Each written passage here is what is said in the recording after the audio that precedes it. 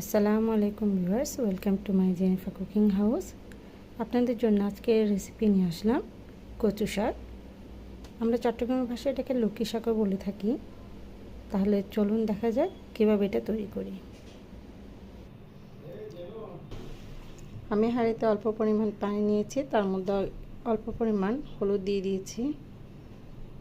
এর মধ্যে দিয়ে দিব কচু শাকগুলো।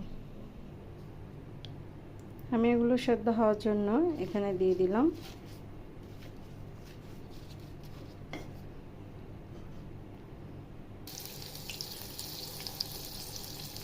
আমি এখানে পেঁয়াজ কুচি, রসুন কুচি এবং কাঁচামরিচ এগুলো দিয়ে ভালোভাবে ভেজে নিচ্ছি।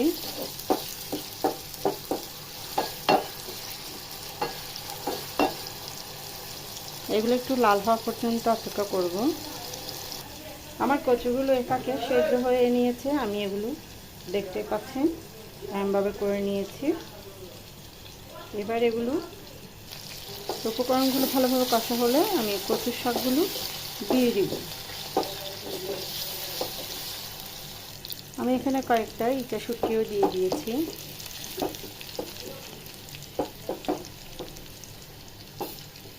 দেখতে পাচ্ছেন ইটা শুটকিগুলো। আমার এগুলো প্রায় ভাজা ভাজা হয়ে গেছে। আমি একটু মশলার গুঁড়া দিই। আধা চামচ পরিমাণ মশলার গুঁড়ো, আধা চামচ পরিমাণ হলুদ গুঁড়ো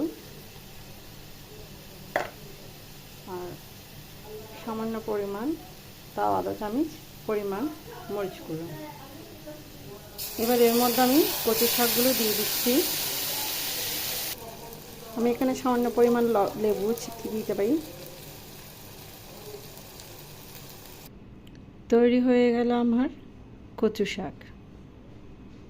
দেখতে কেমন হয়েছে জানাবেন।